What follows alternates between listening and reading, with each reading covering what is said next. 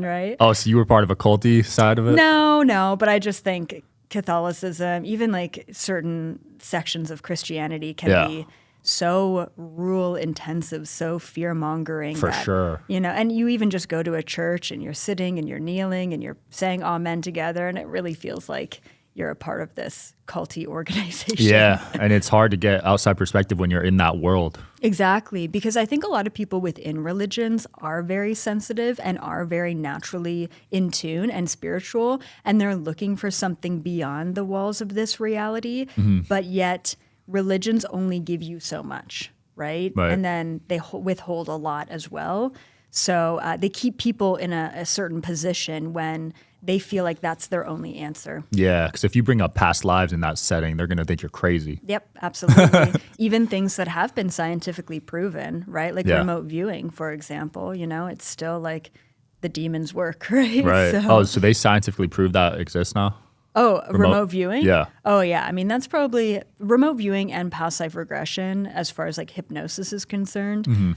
They're sort of more rooted in a provable framework, I guess. Yeah. So remote viewing has its roots in like military, right? And so they used to train their military staff to get out of their body and go remote view the Soviets to gain access to secret, information.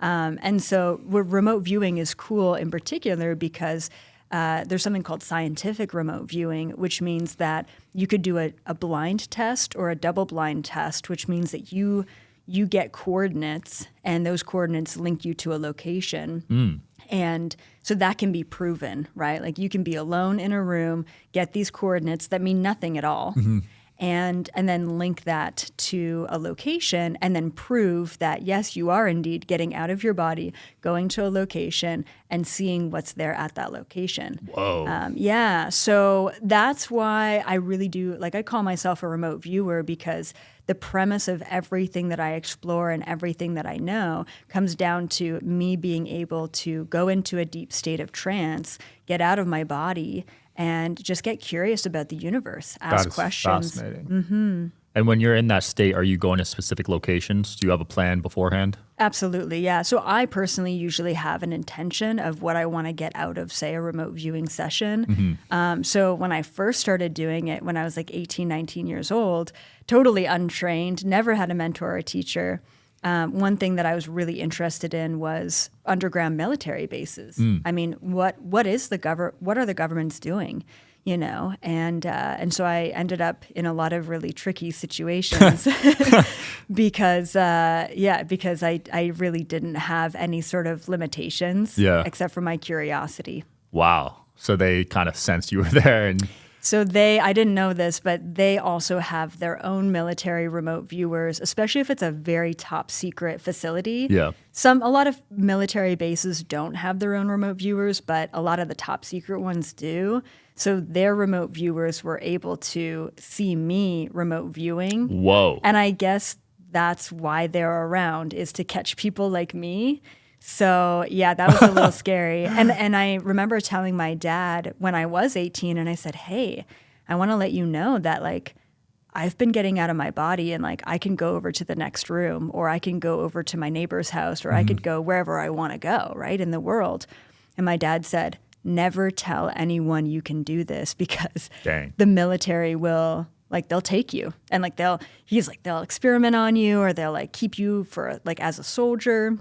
And so he like instilled so much fear in me. So I was super like low key, top secret for a long time about what I could do. And I think these days there's enough people exploring these abilities that I don't feel as threatened. Wow. In that sense, yeah. That's good, right? That's the power of alternative media, I think. Exactly. Because before, definitely a lot of shame with anything spiritual, not even just remote viewing, just in general. Yep.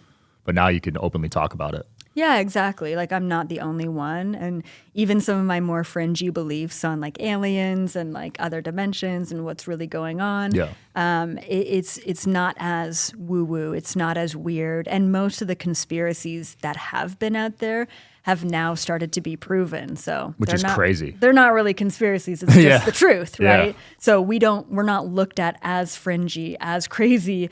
We're actually looked at as, part of the truth and then potentially part of the solution. Absolutely. Is it true they moved Area 51 somewhere else? There's a couple of bases that they have shifted around just because of the focus on Area 51. Yeah. But there's still some stuff going down in Area 51. Oh, yeah? Oh, for sure. Wow. Yeah. Did you ever see any aliens, extraterrestrial stuff? Yeah, absolutely. So they have different layers or levels, and then every level is dedicated to a different intention, let's say. And then different levels have different extraterrestrial beings.